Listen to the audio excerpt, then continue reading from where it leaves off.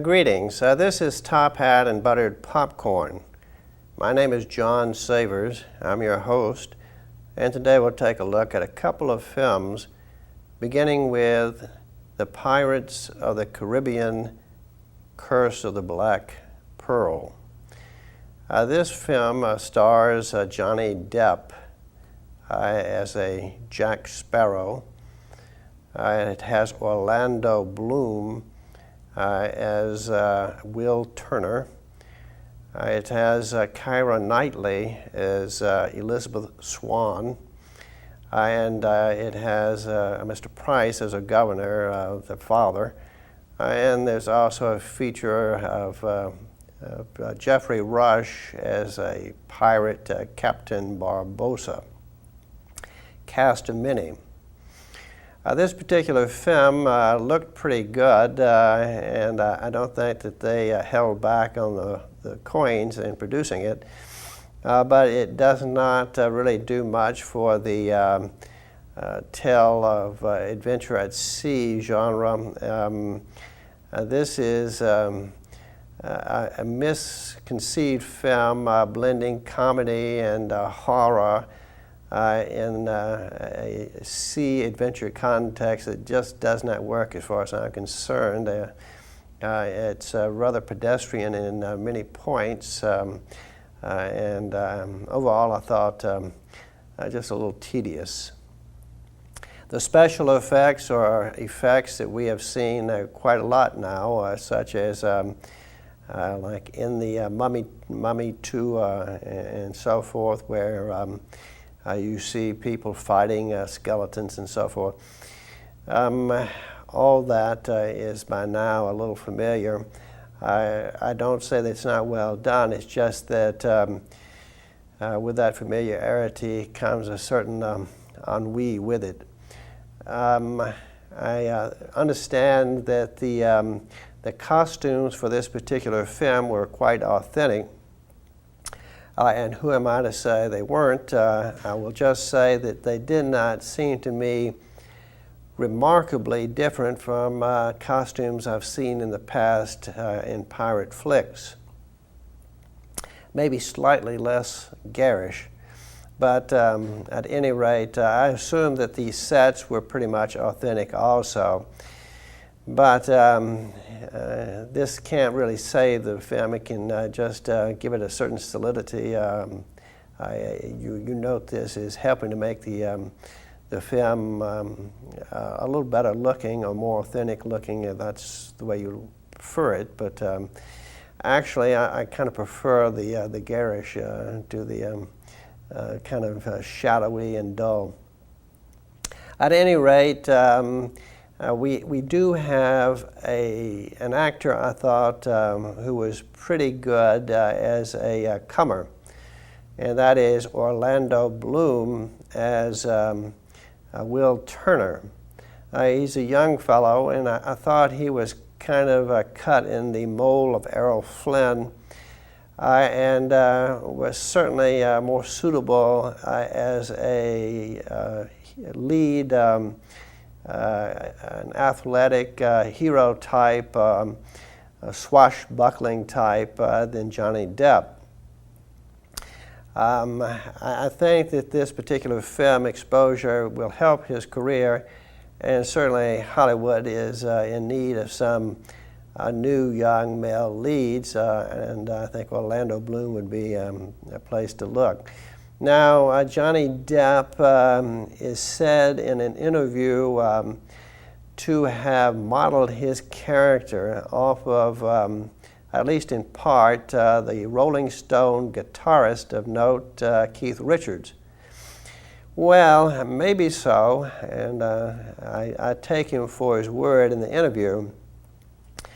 But just looking at this characterization, it looks to me like a blend of the eccentric rock musician Prince and a character who used to appear on the Johnny Carson show when it was out of New York City, Monte Rock III. If you saw Monte Rock III one time, and his singular personality and so forth, his hand motions, the way they were jeweled and so forth, you would understand quite well what I'm getting at. This Johnny Depp characterization looks far more like the blend of Prince in Monte Rock III than Keith Richards. You look at the Johnny Depp character and you wonder how he could be a sea dog of any kind. But this is one of the aspects, I think, that weakens the story. He is almost there like a small-time con man support actor. At any rate, the film has as a storyline something of this sort. There is a treasure with a curse on it which influences quite a number of different people to come to it, and in the process they intertwine, their paths cross, there are fights and feuds and struggles and vanity and all sorts of to-dos and whatnot before it finally is brought to a conclusion with the curse of this treasure being lifted, with a proper burial for those who should be buried, and with a romantic end of a connubial bliss type for the Knightley and Bloom characters, and a freedom of the seas liberty for the Johnny Depp character. And it might have as a moral that the glitter in the eye or in the night sky or the glitter on the surface of the sea is far more valuable than the glitter of gold. And as a second moral, it might have, don't fight dead men. At any rate, this thing opens up with a little girl at the bow of a ship.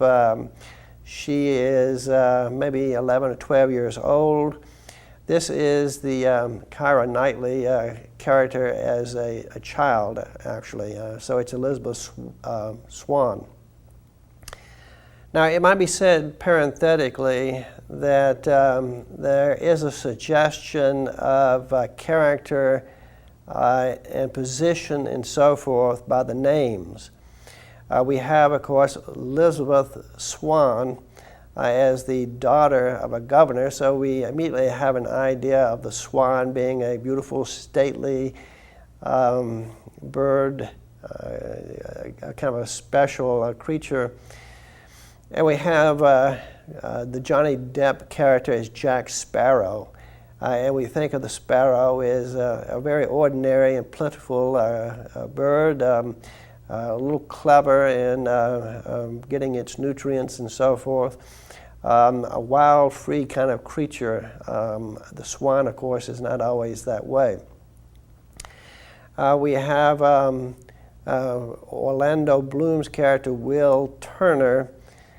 It suggests that there is going to be a change in his life, that he is going to affect somebody, and he does. And of course, Jeffrey Rush's character, Barboso. What better name for a pirate captain? It suggests barbarian and so forth. So we do have clues in this film, so to speak, by the names given to some of these characters. So at any rate, we have the little girl at the bow of the ship. She's looking at the sea. Her father is there and whatnot. Bobbing on the sea is a little raft, it's a section of several portions of timber upon which a lad rests. The little girl sees the situation and screams forth an alert and alarm, and the lad is safely brought aboard ship and cared for. He's a little bit tired, dehydrated, and he's also a little bit cautious. The little girl, this Elizabeth Swann, tries to be friendly toward him. She can't help noticing around his neck there is a gold-chained gold medallion with a kind of an occult image on it, like a skull, something of this sort. Well, she's kind of curious about it, and him too, there's a sensation that, a sense that maybe she has taken a kind of an instant liking to him. At any rate, this is their first meeting. Now, the lad is taken, of course, aboard ship with them. He apparently is without a parent and so forth, as far as I can tell, and kind of taken under the wing of the people aboard ship, I think probably the governor included. We have a camera cut. We see the Johnny Depp character appearing. He's a kind of a shifty, nervous-looking guy, quippy. He has all kinds of quirky moves and whatnot. He is first challenged by some British sentries.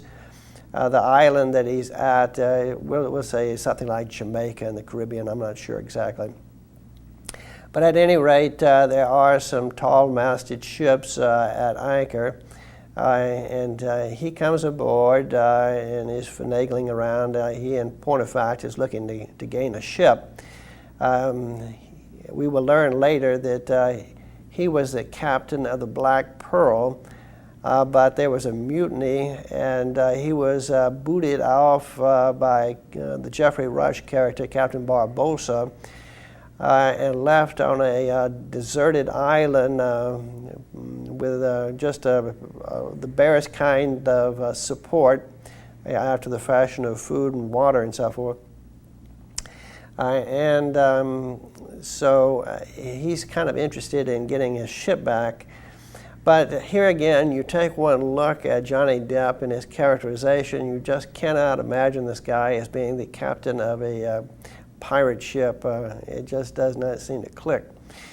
At any rate, he does outwit the British sentries after the fashion of a carnival shield, or three-card Monte type, and he bamboozles them for a while, and it looks like he's going to pull off some kind of stunt. We're still introduced here to the governor, the adult Elizabeth Swann, Ms. Keira Knightley, a very pretty actress, young actress. I haven't seen her before, I don't think either. But at any rate, she was effective in her position, and she is involved in a not altogether desired wooing, shall we say, by a very promising naval officer. It's a good marriage from the point of view of all the people there. The guardian, guiding voices of Elizabeth Swann. I'm not sure if we're talking her mother or not here, but I think the father would approve, the governor. He is something like a blend of a patriarch and a doting father. This captain seems to be a very sober sort of fellow, ambitious, looking to make a good match, and Elizabeth Swann would be just that. Well, it lacks a little in romance, but there's also another aspect to it. Will Turner is on the island. He's grown up now. We see him as Orlando Bloom. He's a fine figure of a man. He's working as a swordsmith, blacksmith perhaps also, a general smithy, but he does make fine swords. And he brings a sword over to the governor to present to the governor. It's a special occasion or some such that perhaps he required it. I'm sure it was not just free. But anyway, the minute you see Will Turner and Elizabeth Swann together, you know that there's something there between them, some magnetic draw, some fire. At any rate, she certainly seems to be flashing this. Now, his position is relative to the young Navy officer inferior. Now, he sees himself as being from a good stock. He's a sound fellow, very good at his trade and whatnot. He thinks that his father was of this same sort. He will be shocked in the future to find out that his father was a pirate. But for now, he does not understand that. In fact, he gets into a tussle with Johnny Depp when Johnny Depp is found out to be up to no good, and they're chasing after him, the local police, the bridge sentries, and so forth. And we see Bloom and Depp sword fighting. This is the one episode in which Johnny Depp showed a little something which might be credited as worthy of a pirate. But at any rate, we do have this romantic interest, kind of a triangle.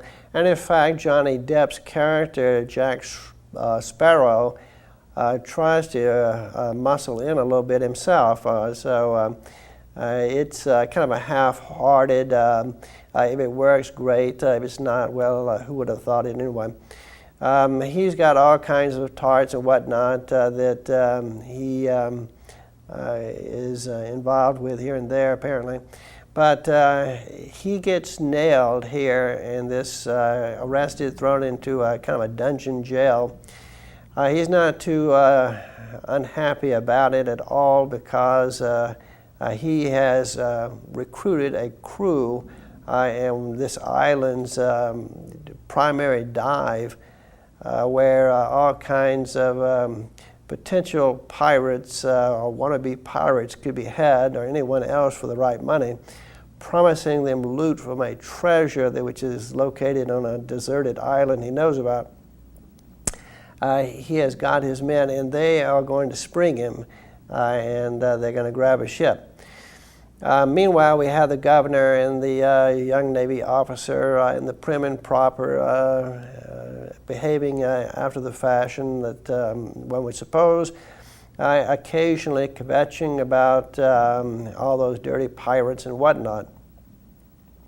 Well, the thing unfolds in this kind of way. Jack Sparrow does manage to get sprung. He does take off on a ship with his crew, and they do kind of go after the Black Pearl. The Black Pearl is not all that comely a ship when you get to see it. It's rather tattered and appears to be well blasted by opposition. Its crew is a pretty hardy crew, but still, in this unfolding where there are all kinds of feuding and fussing and mixed up events and so forth, we have the governor's daughter eventually being taken hostage by Captain Barbossa. He is looking for the medallion, the last medallion, a medallion which happens to be the very one that was hanging from the gold chain on the neck of the boy Will Turner at the film outset. There is a chest with, let's say, 1,000 of these things, and there's only about one missing. And there's a curse involved, which is upon the shoulder of Captain Barbossa and his men, and it can't be lifted until all these medallions are returned and the curse neutralized, as it were. Well, there are all kinds of tussles and whatnot. Now, Elizabeth Swann makes it known to Geoffrey Rush that she can help him get that last medallion. She knows where it is, and this is her bargaining chip amongst a bunch of people who are kind of ruthless looking. We also get a clue about this time that these people are actually dead. They have no pleasure in life because it's not possible in their state. They would like to return to a state in which they could be enjoyers of life, and they could properly ravage city towns and stranded women. At any rate, that's not to be right at this point in time. There's a big to-do on the island where the treasure is gathered, and there is a further big to-do on the ship in which Barbossa and the governor and the young Navy officer and so forth, they all have a climactic fight, so to speak.